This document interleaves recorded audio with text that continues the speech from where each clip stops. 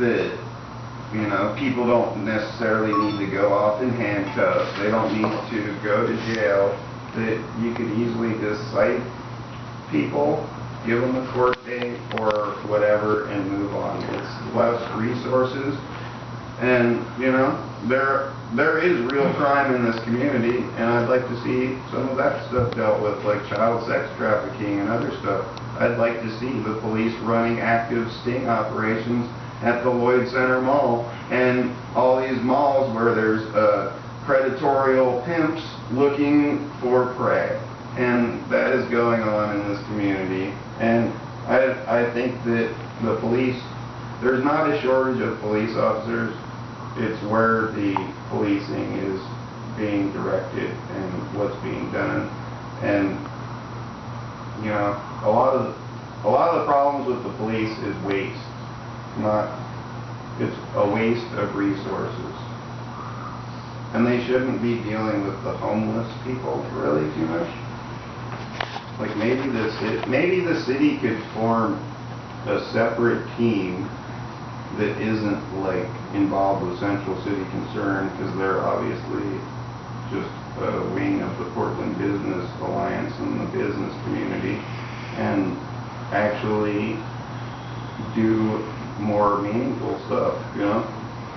And all these zombie houses, why not go out and talk to some homeless people and see what kind of resources they have. There's lots of, I mean, there was a building boom and then it kind of went bust in this country. And so there's a lot of carpenters and skilled labor out there that are homeless that could actually go and rehab houses, and you could maybe make them partnerships in a bunch of zombie houses or other things, or give some zombie houses to some community organizations. There's all kinds of stuff that people can do that are progressive, but I just don't see much of it being done, you know. Can I ask you a quick question? Like some of these meetings, and I've noticed that a lot of times the people that are running the meetings sometimes will focus on you because you say, hey, I'd like to have a little bit more time to finish what I'm trying to say. They counter back and say, absolutely not, you need to sit down. If they would have allowed you, like said, I'm going to break the rules today and allow you another minute since you have some additional information, do you think that meeting would have kept going forward and continue to go? Oh yeah, I do actually, and people like Dan Handelman and other people are actually given extra time all the time, so it's not that it's a selective thing. It's just kind of a selective situation. So, so fair enough. So sometimes that little additional time and being reasonable with all parties makes a big difference in it. Can I? Yeah, I mean, even I gotta say, you know, like I usually don't praise Charlie Hales that much, you know, but he actually has learned to deal with activists a little better, and you don't just like, you kind of allow people more space to be activists and to give a little more dissenting opinions, and you don't run them off, or, you know, I know a lot of that's part of the Joe Walsh decision, but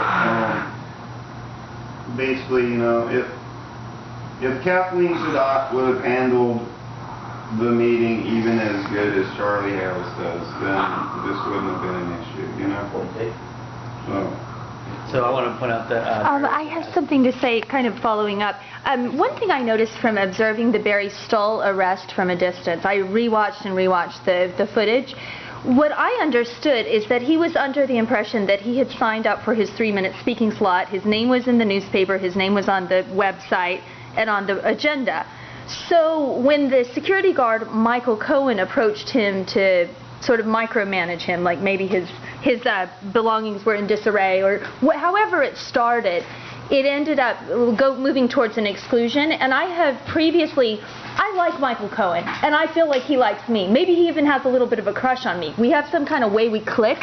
He's helped me before when my girlfriend's violent ex was chasing her around. So he's good when you need him. But I saw his aggressive policing tactics on Barry Joe to put Barry Joe in this point of cognitive dissonance, like, but I'm the featured act. My name's on the marquee. What do you mean I can't be here? So when he's having this cognitive dissonance about, but I'm registered to speak, how can you say I'm not allowed to speak? I have previously seen with the suicide victim Michelle Munt, supposedly suicide, she was also strangled by her ex, Richard Munt, who lives out in Southeast Portland frequently, but supposedly homicide detective Mr. Austria Richard Austria thinks it really was suicide, but the she was bullied by Michael Cohen repeatedly, and she was like yay high, maybe less than 90 pounds, and Michael, as we know, is gigantic with the gigantic shoulders, and he was unaware of his size differential, like Ben Pickering would be to me. He'd do like a sort of chasing her around, standing over her like he did to Laura Vanderlyn. And what large-size security detail men need to know is their size is always a threat. Even say Barry Joe Stoll, who's more of moderate, smaller stature, he might have started to feel that size differential of the gigantic 7-foot guy menacing with his shoulders starting to micromanage. And I was really upset at this interaction with Mr. West where they, I forget his name, something, Palazzo or something, he's ripping at his camera. That's when I jump up and go patrol procedure, because I took patrol procedure with retired LAPD, and I'm like, that's not how you do it. You don't start grabbing people's cameras and dragging them like a cat with a ball of yarn. That was just very improper. Makes the city look bad. And I'm not saying Michael is the bad guy, that Michael needs to be fired. There are other people like Larry O'Day who I beg to differ on that. But with Michael, I think he needs some counseling to have a sensitivity training of what it's like to be this gigantic size and what it's like to be small. Because numerous times when he was harassing Michelle Munt, God love her soul, rest in peace, I interacted. And the way Michael acknowledged me is he said, oh, thank you for de-escalating Michelle. But what he didn't realize is that I was de-escalating him, because he was out of line, he was harassing her, he was like a cat and mouse with her, and I think when he got into that mode with Barry, I wish I could have been there, because I could have said, Michael, mind your manners, kind of like Big Sister Mary, mind your manners, go sit down, be polite, leave Barry alone, he's on the bill to speak. That's all we needed. Barry could have given his long 3-minute speech that we've heard it all a million times. I like Barry having his freedom of speech. He didn't need to be arrested. He didn't need to be incarcerated. It didn't need to be a security incident.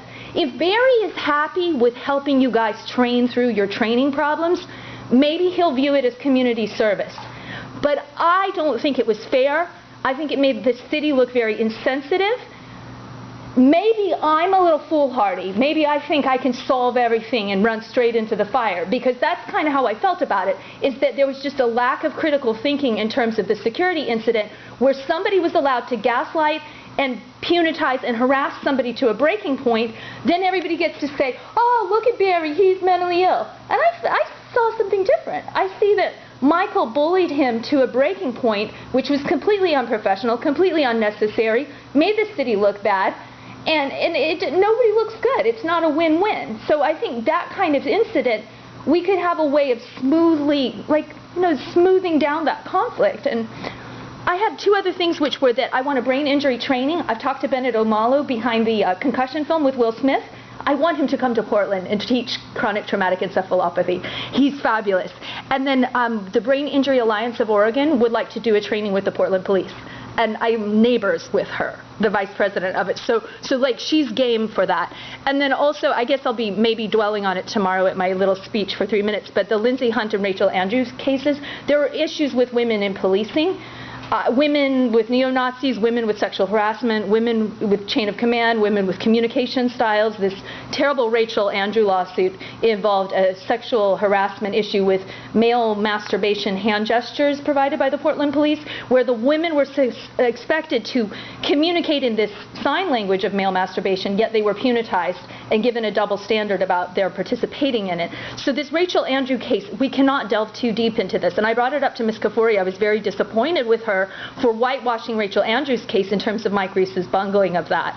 And then the Lindsay Hunt case is on the Hardesty blog, Hunt Lessons Learned, and it deals with rookie lady cops reporting misconduct, falsification of records, destruction of evidence, like lied, use of force incident report writing. Very horrendous case. It really opened a window to how women are facing a lot of extra struggle when it comes to their being whistleblowers and them often having a very good heart in wanting to serve their community, being pushed down at every level.